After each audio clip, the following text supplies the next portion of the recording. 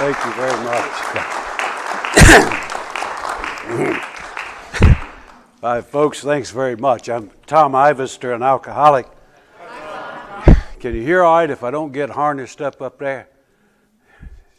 Let me know if it starts getting, if that old man over in the corner can hear, anybody can, I think. So yeah, do let me know. It's kind of aggravating when you can't hear, even if it doesn't make sense. I'm glad to be here. I'm a member of the primary purpose group of AA in Southern Pines, and we meet on Thursday night also at 8 o'clock. We're not the easier, softer way crowd. We meet at 8 o'clock, and if you happen to be in the neighborhood, drop in. We'd love to have you. Dave tried to do that. My buddy Dave from Tampa over there tried to do that a couple weeks ago, and he brought us the ice storm that we're just recovering from, and he took a look at it and headed to Florida, so I'm glad to see you made it all right. I'd like to do that format, and the problem is you're going to have to keep me honest now, because you let me have too much time to prepare. Oh, by the way, in case you start to get feeling too good about the financial condition of the district, it ain't real good.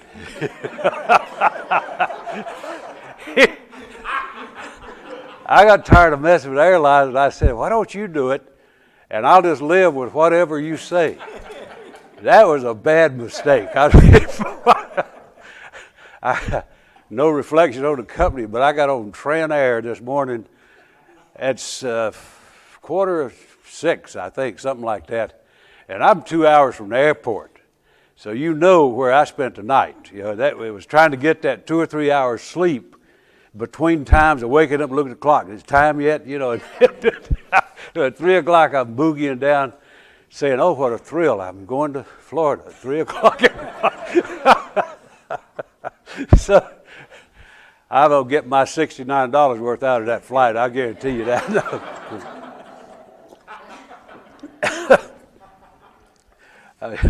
Got to go back tonight because I got to do 2 workshops tomorrow in North Carolina.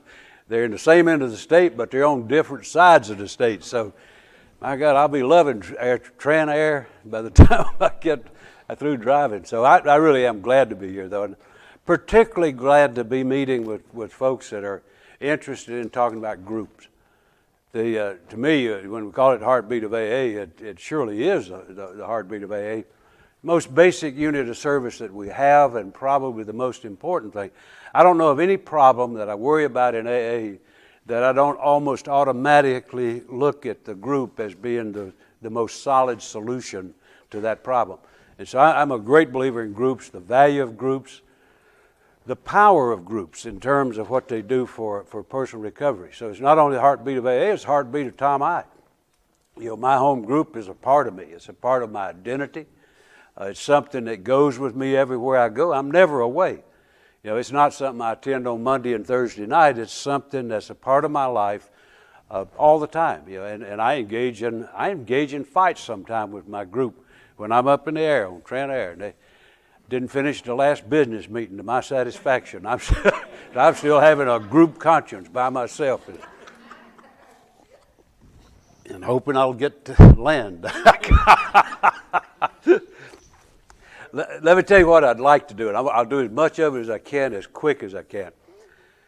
You ever heard a speaker, I'm sure you have, run into a speaker that just launches into philosophizing, you know, just sort of eulogizing the program or philosophizing about something? You know how long it takes you to cut him off? Not long, does it? You let somebody start just pontificating at us, we don't last long. We're folks who seem to have a real value on drinking whiskey. You know, and so if you don't drink whiskey, all the philosophy doesn't hook to anything. You know, it's just sort of free-floating thoughts. You know, so we need to anchor it to something. And when I talk about groups, I want to spend just a little bit of time on like we do when we tell our story, what it was like, what happened, what we're like now. And I have to be careful, and do keep me honest. It's now noon. No, it's 20 till 2, right? And we want to stop for what time? About an hour. All right, we'll stop, and then we'll come back. And if you're not real quick on that, I'll start in with some more. But we'll race to see how we do that second section. I really would like to have. I agree with what he said, that the interaction to me is the most effective way to communicate that there is. So let me just, in kind of a rush and hurry, tell you at least one guy's impression.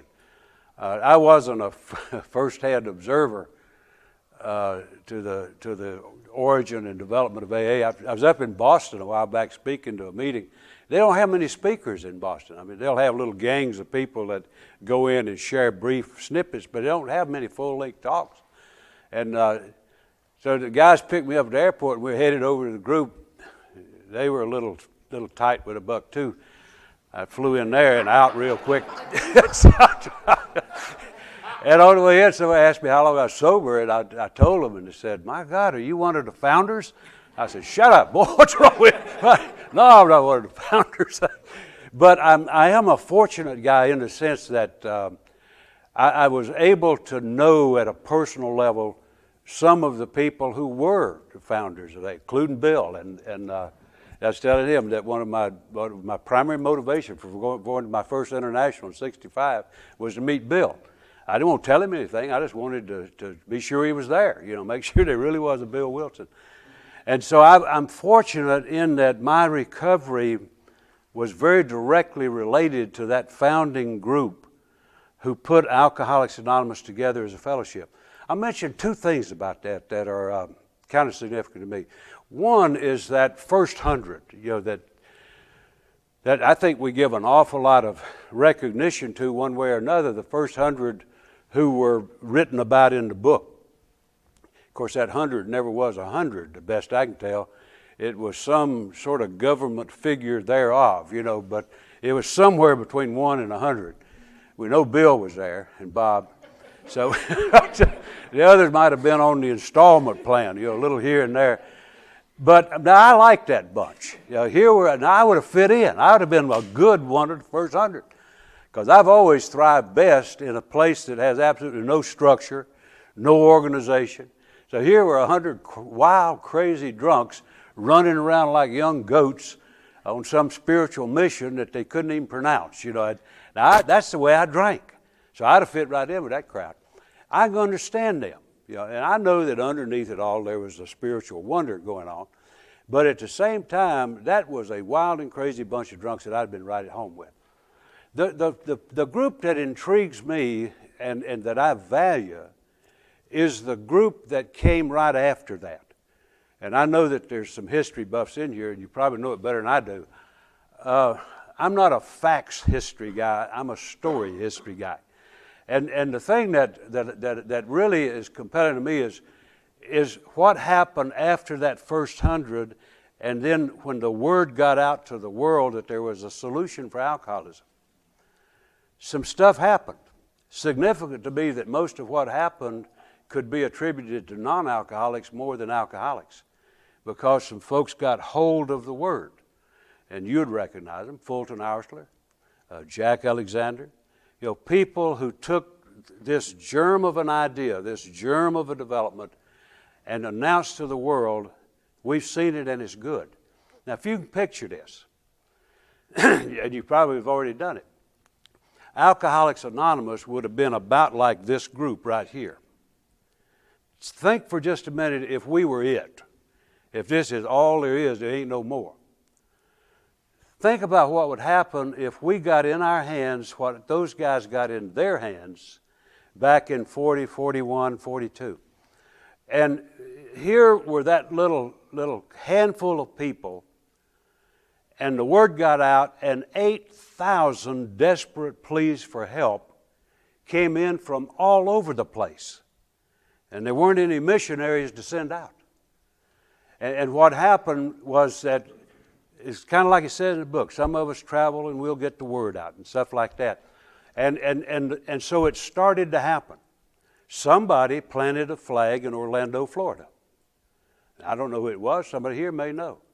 But somebody got the word in Orlando, Florida, and said, let's do it here, and held the fort till somebody else came. Now, those are the heroes to me. I can understand the Rat Pack. I can understand the guys just charging off in all directions. But to take that lonely vigil, and I was early enough in the program that I was one of the guys that held that lonely vigil for far more times than I ever wanted to. It's a weird feeling when you're sitting in a city and you're the only living soul in Alcoholics Anonymous that's showing up. Strange feeling. And so when I think about those guys that did that in Orlando, Florida, and Southern Pines, and Yuma, Arizona, and Ventura, California, even Oxnard. That'd take a hero to do it in Oxnard, I tell you what. But picture those guys and gals who took that flag and stood there and said, let it be here. Those were the people who carried the message to me. What a fortunate person I was in that when I came in the mid-50s, the guys that were out actively carrying the message were the folks who responded to those pleas for help and put Alcoholics Anonymous in existence around this country. Really interesting to me. I get caught up missing it, but I'll shift over here in a minute.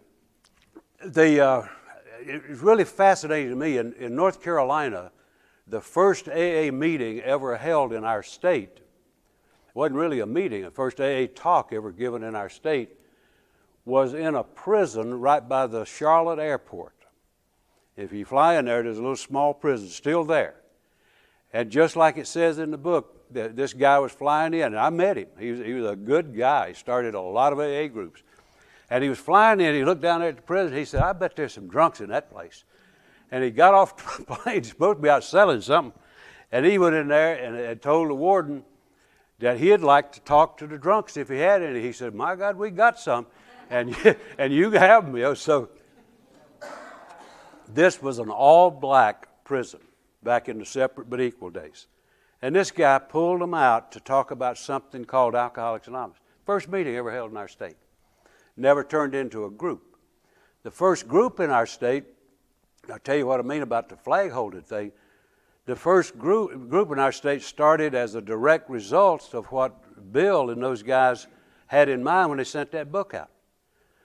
A doc in Shelby, North Carolina, got word of the book, ordered it, got the book in. He was a drug addict. He was not an alcoholic, a drug addict. He never got clean. But he caught the idea, and he pulled some guys together that he knew had problems and said, hey, there's something here that may have some worth. I met those guys. I met nearly all of those guys. I ate with most of those guys. Now, you can picture that. This is Alcoholics Anonymous. You talk about surviving on a thread. A drug addict doctor's got a book, probably wrote a bad check for it, if he's a good drug addict. Yeah, please. Yeah. I got to drink some coffee, stay awake. He got me up at an ungodly hour. I'll forgive him in time. They asked me to speak at the 55th anniversary of that group.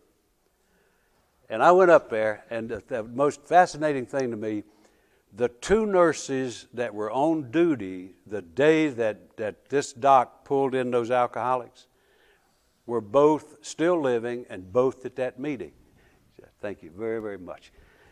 And I was just fascinated with that. I couldn't wait to get them over in the corner. So I got them over there and I said, I just got to ask you about this thing. When this went on, did you sense anything important happening? The first one said, no, it really didn't look like anything much to me. It was just some guy shooting the bull. I asked the other one, and she said, I had a sense it was going to be important. And that was the development of Alcoholics Anonymous. And that little handful of people held on until help came, until something started to form. So when you look at the history, there's some tremendously important stuff that, and I'll just characterize two or three things here, and then move into some stuff about specifically about group. All of this to me has a real fundamental kind of importance when you start looking at what a group's about. Is where do we come from? Why do we need each other? And this kind of thing. And so that development back in those days was extremely action-oriented. You know, we were not a real finesse fellowship, not by any stretch of the imagination. This was a go haul down drunks, wrestle them in the car, get them sober by any method that you possibly could. And it was action days. There was not a lot of, we talked about the big book. Some even carried it, but I'm not sure many read it. You know, it was nice to have. You know, it carried about like a security blanket. We did a lot of meetings about steps. But the primary characteristic of AA in those days, even when I came in, was go get 'em, Tiger. And literally at one time, I don't think there was a member of Alcoholics Anonymous who didn't come in as a direct result of a personal relationship with another alcoholic. One person who went beyond the norm to reach out, and it caused a chemistry to happen, it caused a bonding to happen, and it caused a commitment to the lifeblood of Alcoholics Anonymous that's vital to this day. And so when I look at that of what we were like, that certainly was it. Now those were kind of ugly days, but they were beautiful in terms of the active work of each one, reach one, working with drunks. You know, I maybe get 3 or 4 12-step calls a year. Now I've had that many in a day. And so good old days, when you think of them in that term of volume of business, good God, there was an enormous difference between what's now. And then what happened? You know, what happened? And what happened, it's just my own kind of view of stuff, but that started to change. Now let me make 2 points that I really, that'd be important for me that you understand it. One is that I've got absolutely no bricks to throw at anybody. I mean none. I am not mad at anybody. I am not negative toward anybody. I'm not here to attack or crucify anybody. Most of the problems that we've encountered in Alcoholics Anonymous, I think we own. And they're more because of our actions than anybody else. The other thing that I just forgot, it had to do with what was. It'll come back. It'll be back in a minute. Yeah. Got air sickness. But what happened was that a thing called, well, a number of things. One, alcoholism started to be grudgingly, it never was declared an illness or a disease by the medical association. It was sort of nodded to as being like an illness, you know. But it was enough to start getting a little polite chatter about it. Prior to that, during the days when most of my wild and woolly part of the action was occurring, there was no place for drunks. There was none. I mean, there was no such thing as a detox. You know, well, it was, but they called it the county jail. Yeah, there was no detox, no hospitalization. If you had enough money to buy the hospital, you might get in, but that's about it. You know, you try to take a kick and screaming drunk in there, you can thump it up. You ain't going. And at one time in the county, a fairly large county in North Carolina, we had one resource in the entire county for a medical resource. That was an old doc, good man. But he practiced in a house, and you literally had to take the drunk to the back door, not front door, the back door. And he'd come out in the kitchen, give him a shot in the rump and a prescription. That was the total of treatment of those days. Well, you can imagine, I for one was real pleased when there started to be some developments that provided resources for dealing with drunks. And I was thrilled about it. Came along when that medical association started saying it's like an illness. And not too long thereafter, insurance companies started nibbling at maybe paying for service since it was like an illness. And some amazing things happened. An enormous number of people in this country became tremendously dedicated to the care and treatment of alcoholism. And we had treatment just grew up absolutely like a boom crop. And I never believed I would ever come to see the day, but I did, and you did too. most of you did, where treatment was almost available on demand anywhere in this country. Almost available on demand anywhere in this country. And tremendous thing. A time in this country when dealing with alcohol and drug problems made it to a presidential platform. Can you believe that? It was actually in a presidential platform. They're the politicians of the country. It would have been a fool not to have a proactive position on this. So there was a real boom time for anything to do with alcoholism, and so some really interesting stuff happened. And from my standpoint, the other thing, you're right, it came back. The other thing that I was thinking is that, when I talk about stuff that happened, I've already dated myself. I want to be sure that I never forget that everything that happened on my watch. I'm one of the people who contributed to everything that happened in Alcoholics Anonymous, either by my action or my lack of action. Now, I'm just one guy, but I'm doggone sure one, and there are things that I can and should and maybe could have done. So what happened during that period, I think, had some real impact on our fellowship, some real impact. I don't think we dealt with the emergence of treatment very well. We started hearing stuff like, those folks are doing our work and getting paid for it. Started hearing that. We started hearing that what they do there is exactly what we do, that it's a ripoff. But we started hearing a lot of things that treatment has some magical value, that if somebody goes through a 28-day program, it's anywhere from 1 to 5 years equivalent to 1 to 5 years of recovery. Those are all just kind of hyped up comments, but they started to get things. And real interesting from the way I looked at it, the way we dealt with that was that we backed off. We didn't adapt to the fact that drunks are coming in a different door. What we did was so busy attacking the door that they were coming through that we let the drunk get lost in the process. And so we got into a sort of a kind of a negative defensive posture toward how we deal with alcoholics. And unfortunately, the drunk in the middle is the one that took it on the chin. And so I think some really troubling kind of things happened in how we dealt or failed to deal with the emergence of treatment. And so we got into a period where we not only had some kind of negative feelings, but just as damaging or maybe more, we got extremely complacent in some of the vital services that are part of the infrastructure of AA. I'm talking about 12-step work, for one. 12-step work. My estimate, it's a crude estimate, but it's probably not too far off, is that at least 75 to 80% of the membership of Alcoholics Anonymous today has never participated in a 12-step call, a classic 12-step call, either as a provider or consumer. We've never been involved in any one. We had a generation of people who basically missed the experience. And there's something troubling about that when we miss such a basic thing.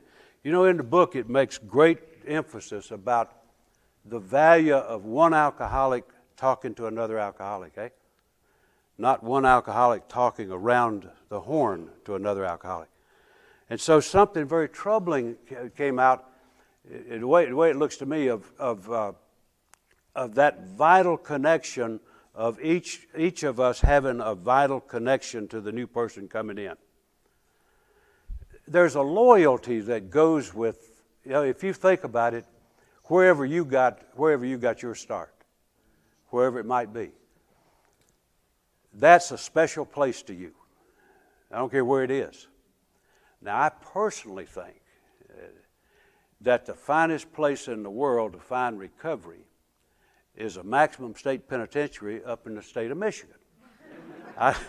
It just beats anything I've ever seen. And that's a somewhat biased view, but it's surely mine. I've recommended that to 10,000 people. And I've never had a taker yet, but I think it's a great place. And so year after, almost 46 years, I still go back every couple of years to that place just to sort of go. I'm loyal to it. It's a place, I don't even know anybody there now. But I know me when I'm there, and I know what that. So anyway, there's a loyalty.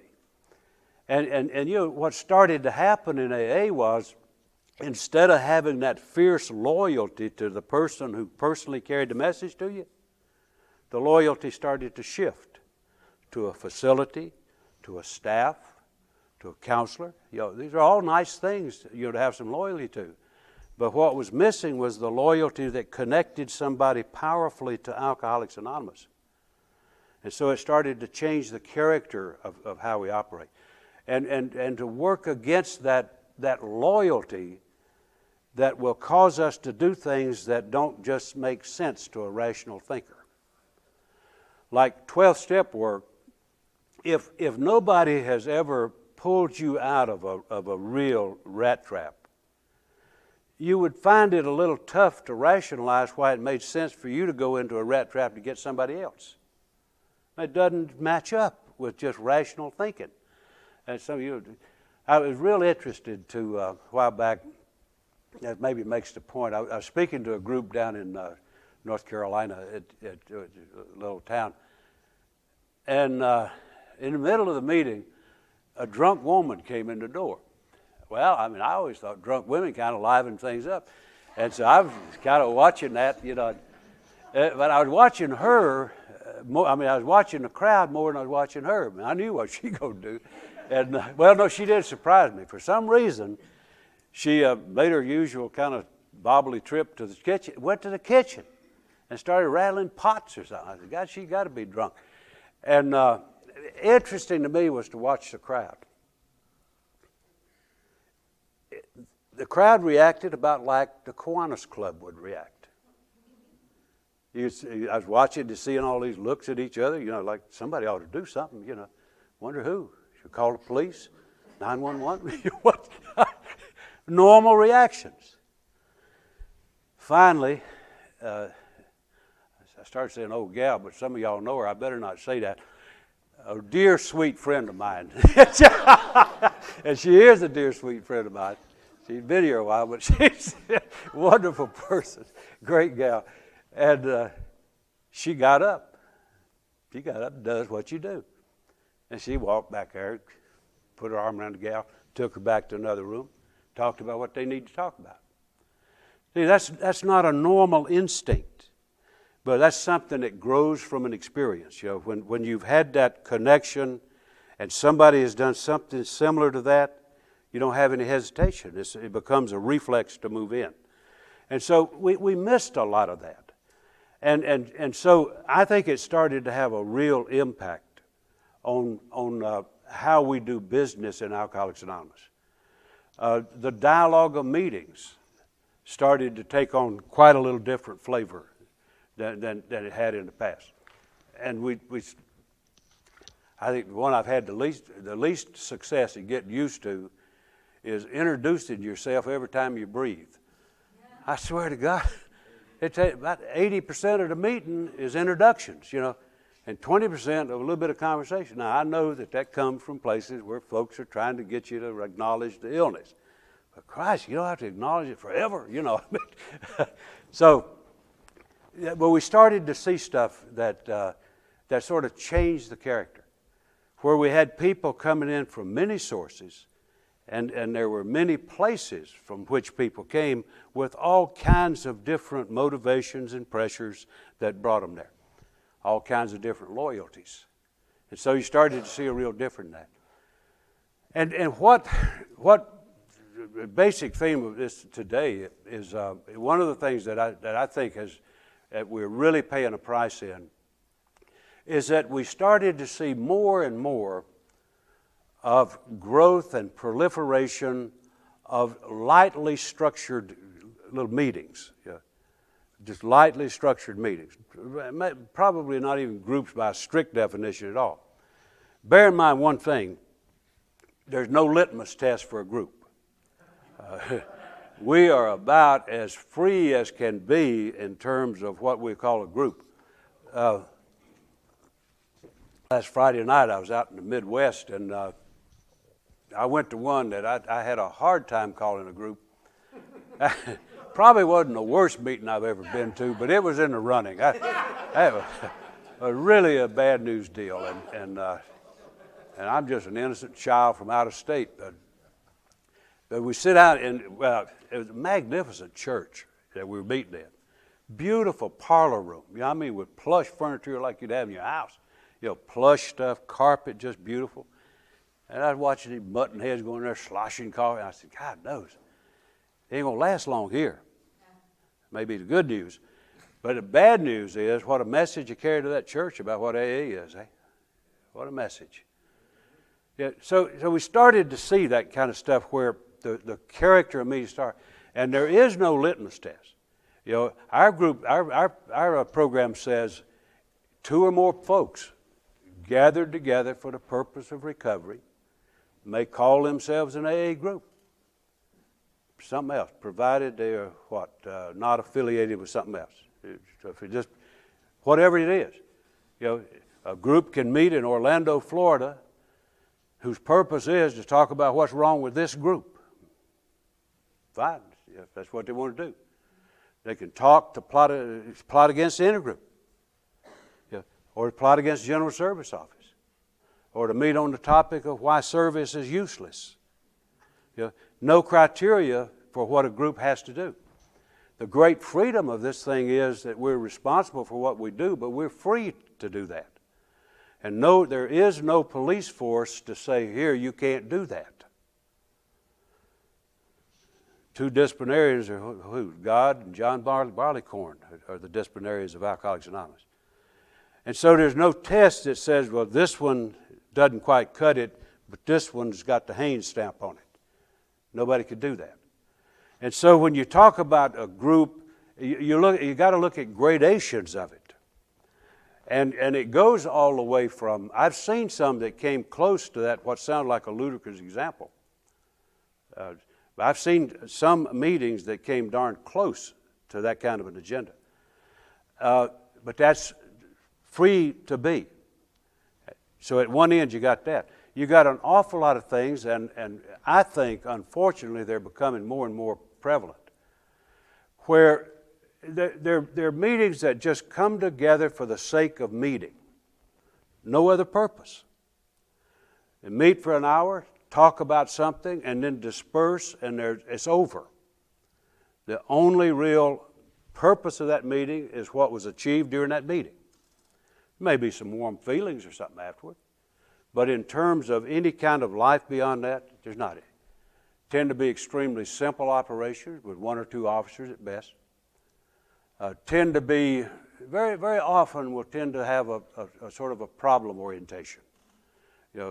And many times get devoted to spending a whole meeting talking about one person's problem, as if 25 others didn't count.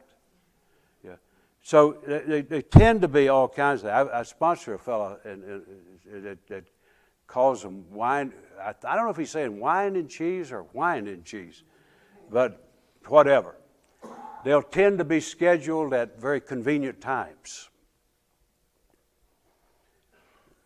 Brown baggers at lunch. Probably does no harm. But if you think about the other extreme of that, with what does a group look like that is a strong and purposeful group? And to me, the real distinction is the qualities that make up the group. Like in Alcoholics Anonymous, we have 3 legacies. Meetings will tend to deal with one, and it'll be 99.9% me and my recovery. It will barely make the scale to talk about unity, how I live in cooperative, good relations with the world around me and the people in my group and other folks in my life. Rarely get into that. Rarely get into service. Very often, not all cases, but very often don't contribute whatsoever to the fellowship that they claim to be part of.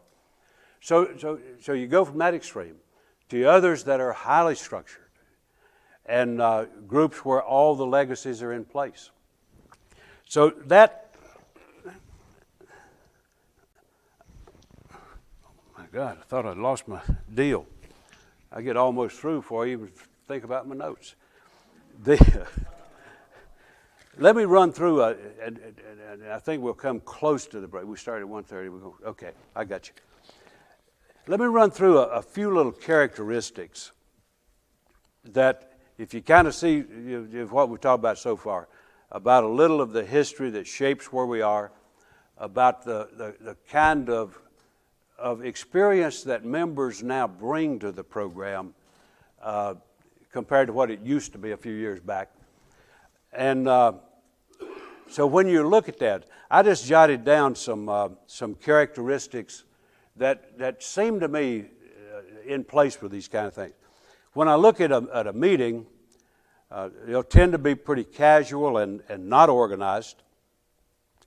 The one or two officers, geared to convenience.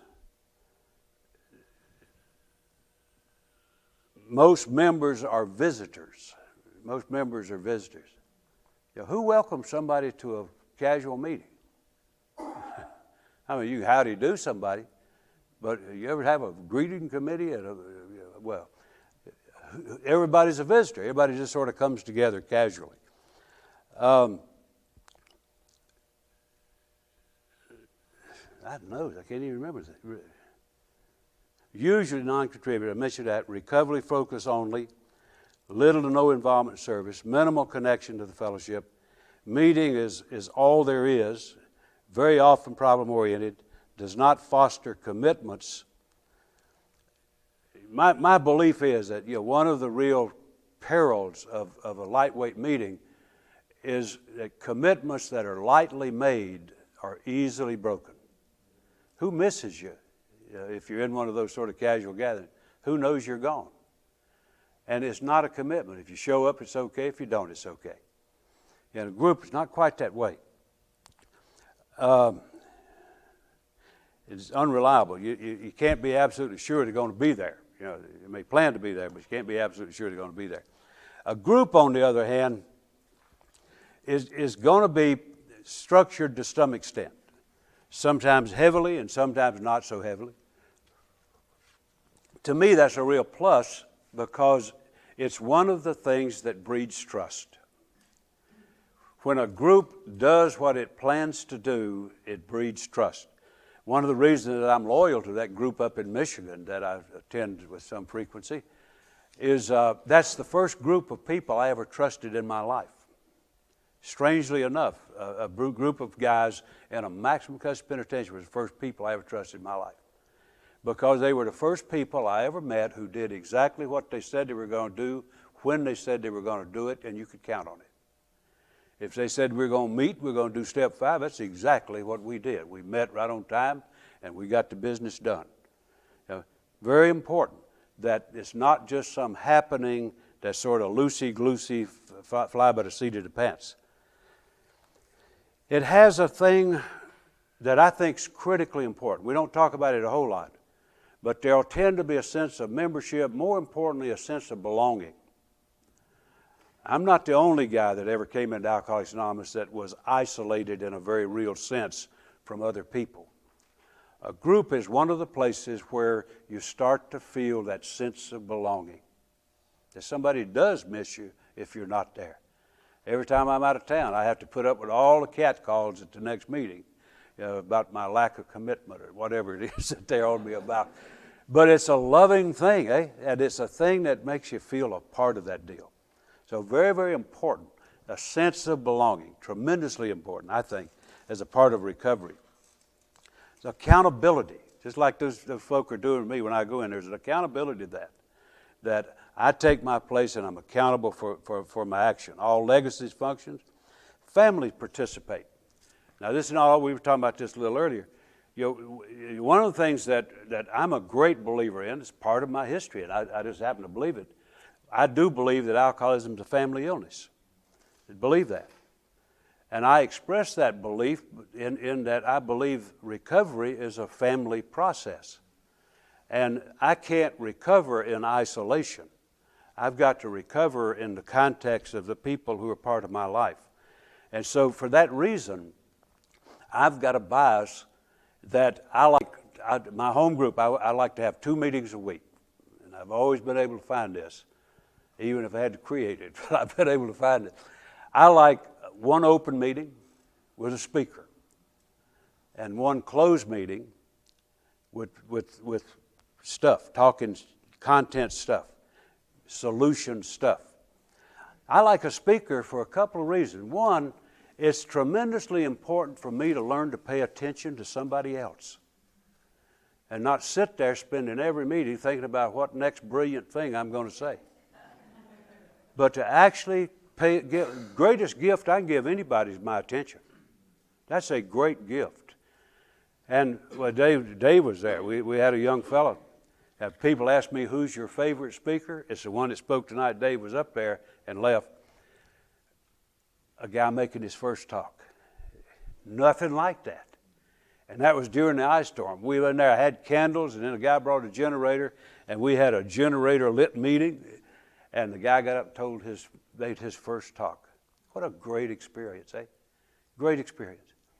And to have an open meeting where families can come together and experience the juices of recovery. A lot of healing involved in that. And so I like for Alcoholics Anonymous to address the illness and not just the thing. Now, there's a great place for closed meetings.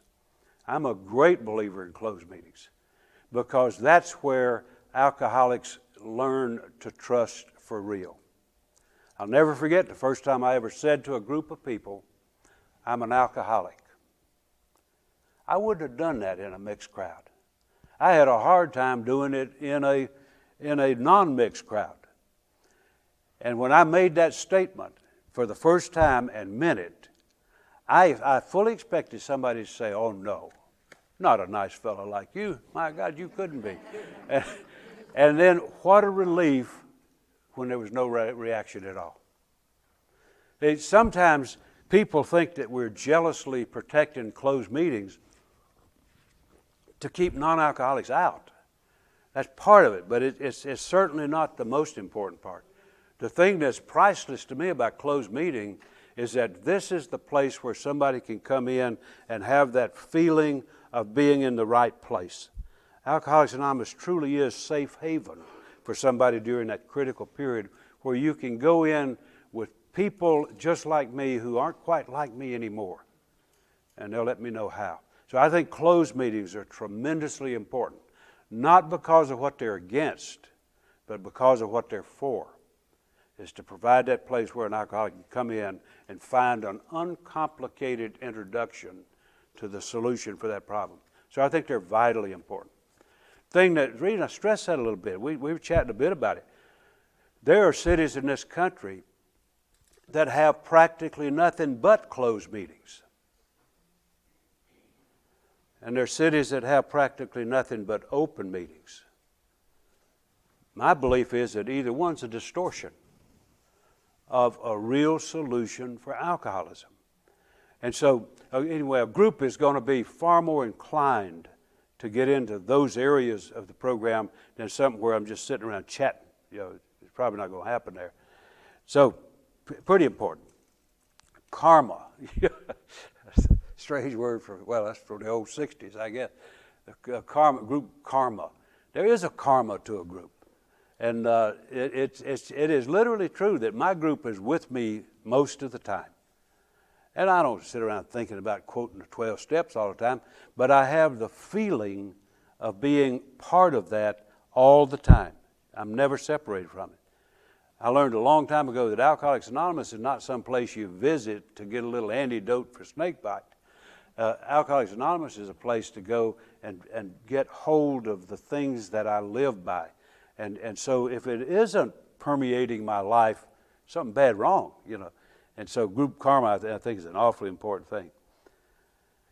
It is the basic unit of service that I'll just say this, and maybe if someone wants to talk about it a little bit more.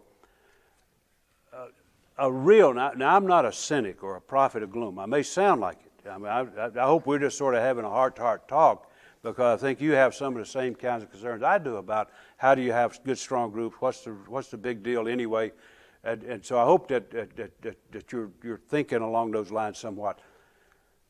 Part of what concerns me is that while I'm not a prophet of gloom, I'm not a bleeding heart optimist either. And I'm absolutely convinced if we continue to proliferate meetings that just operate at the head level of sharing ideas among ourselves about where we are today, I think our days are numbered. Because without an infrastructure, where do we go? Without a good, solid basis for making good decisions about a program called Alcoholics Anonymous, about being good stewards of the fellowship, if we don't have that, what happens to us? You think we're just going to instinctively be wonderful with our little gatherings? I rather doubt that. And so the group is a basic unit in forging that direction. I wish I could tell you that, or that you could tell me that that's an absolute fact. I can't really tell you that. In my mind, it's about as much of a myth as it is a fact. And I'll tell you what I'm talking about, and I won't dwell on it as much as I intended to, but to me it's a very, very important thing. At our last assembly in North Carolina, last month, we had 20% representation. Folks, that's not even a quorum. 20% representation. That meant that 80% of our fellowship said, forget it. Well, it's hard to make a fact out of something being the driving force in a program when only 20% show up to blow the horn. And that's what I'm talking about. Now, that's a troubling problem. I think some of it has to do with quality of groups and the dynamic involvement of groups in something beyond just me and my recovery. Certainly, that's a big part of it. But the other is, and I guess one reason it's on my mind today, I'm in the area of service structure right now. I'm the chairman of the correctional facilities for North Carolina for 2 more weeks, and then I think I'm dead meat. Something like that, yeah. I'm also on a subcommittee, no, not a subcommittee, an ad hoc committee. That means you do your work and disintegrate. That means you don't stay there. You got a job. And our job in North Carolina is to evaluate our service committee system and make recommendations for change if any are needed. Our evaluation took about 10 minutes. And the rest of the time we've been locked into, so what do we do about it? What we concluded was that in terms of a viable connection between our area work into the grassroots of Alcoholics Anonymous didn't exist. It was a sad joke. And so we start out with that we got big trouble in that. And so our job is to, I won't go into the stuff we're working on, but I'll be in a meeting next Wednesday where we'll try to put a wrap on a big increment of that where we will try to make a change in it. And those are not insoluble problems. They're tremendously important problems because without a good, strong group constituency, then nothing happens. And so this whole idea of the group as the heartbeat of AA, as the pulse of our fellowship, of the driving force in our decision-making, can only be true if we have groups that do in fact take that kind of thing. And so little light sporadic meetings are not going to produce leadership. And I'm one who believes that leadership is not a dirty word. It's in our second tradition. We're not bosses, but leadership's important. This thing today didn't happen without some leadership. Somebody's willing to step to the plate and say, let me take a cut at this sucker. That's tremendously important. Every one of those people that planted a flag was a leader. Without them, there wouldn't be any Alcoholics Anonymous. So, anyway, that one kind of rings my bell. I've got to get on. All officers tend to be there. Responsibility is an awfully important thing. If I'm visiting a group, I don't have any responsibility unless I just happen to reach out and grab it. If I go to my home group, I got a responsibility for anything that happens. If there's a mess, it's my mess. Very important for a guy like me to start taking responsibility and taking a stand. Counting. Being accountable for what I'm doing. I mentioned about that fellow speaking at his first meeting of seeing the recovery in others. That's a great thing. There's two little guys. One that spoke during the ice storm. A wonderful feeling to watch that fella. He's a graduate of Boston University and a very bright young man with a lot of verve and all that sort of stuff. But he was a shattered man, and to listen to that guy talk about coming alive, what a great drill. The one that spoke it to me, we do it once a quarter with the home group guy. The one that spoke to the quarter before, not quite literally, but almost came out of a dumpster. He's one of those guys that you run into sometime who come back from a dimension most of us have not even seen. And when you see somebody who has come back from that dimension, they don't need to tell you. They don't need to tell you. You can shake hands with them and the hair will stand up on the back of your neck. To hear that, to watch that, to see that happen, it doesn't happen in casual gatherings. Let me mention a couple of other things that to me are pretty important stuff about groups. Two things, sort of so what's the big deal? There's I mentioned it to maybe throw in a little third curve in there, but that'd be it. So what's the big deal? Well, the big deal is our primary purpose, and whether or not we carry it out. I was in, I'm picking on the Midwest a little bit today, but I was in the Midwest in a meeting, and I had some time during the day, and I was down at the club, and they were going to have a meeting, and I said, okay, I'm going to sit in. That's normally not my schedule, but it was there, and I was there, so we went. Went in upstairs in the building, and it was a little like this in a way. The secretary sat on sort of a raised platform in the room with a desk.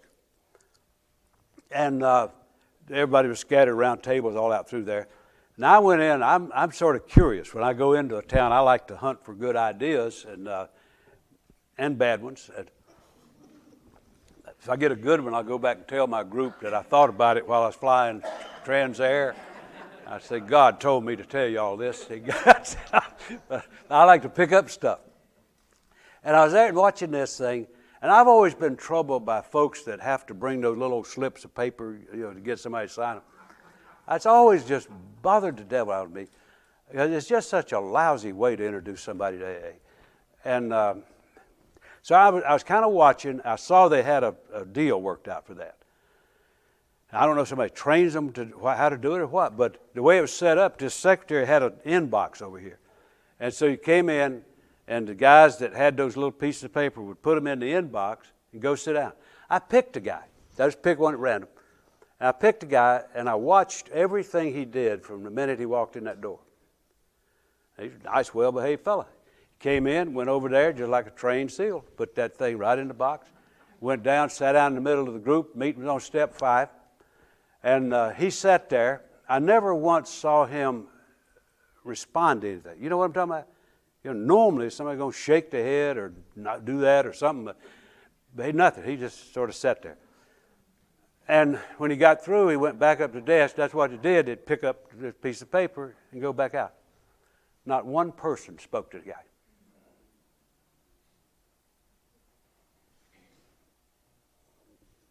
No big deal. I wonder what that guy would have told somebody if he got some of his buddies on the street and said, where you been, man? Wonder what he'd have told them he'd just been and what he'd just experienced. You think he'd do like I've heard so many thousands of us describe our first meeting?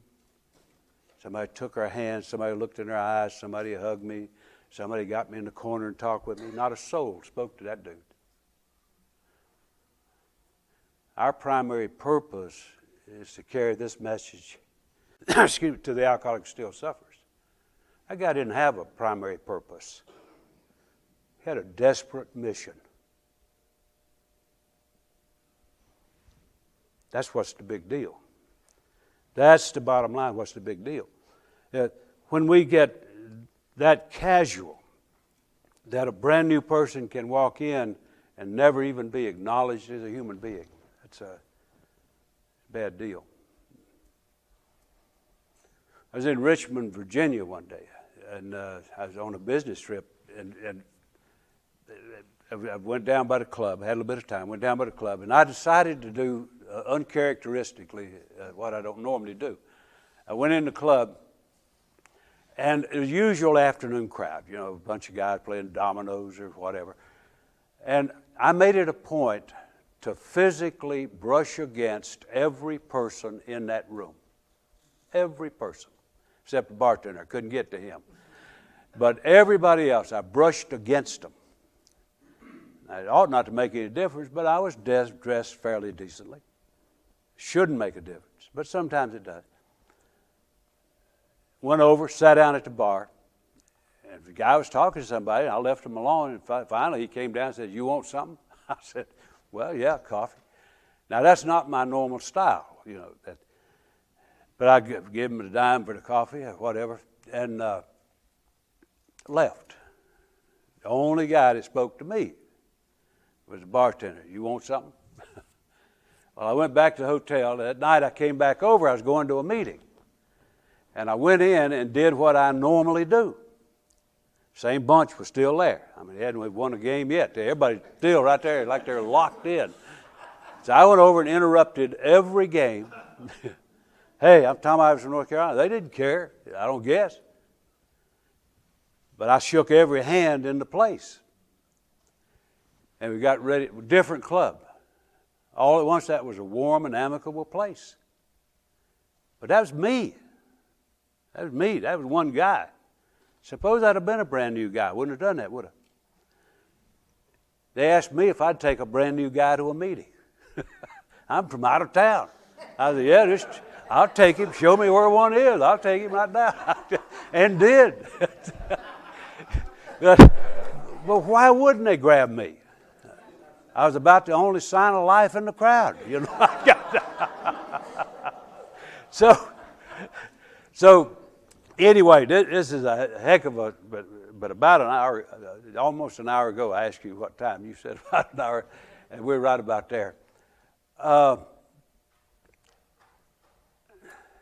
We can pick up on that. There's some more stuff that we may want to talk about, but I really would. I'd love to hear your thoughts, not just mine. And Lee, we'll do our best to pick up. You know, so when we come back, just keep in mind now that we're taping. That there is nothing worse than a tape that's got answers that are not hooked to a question. so we'll try to pick up on that. So how long we want to take? About 15 minutes. All right, we'll take about 15 minutes, and then we'll go at it. Yeah. Thank you. Well, thank you.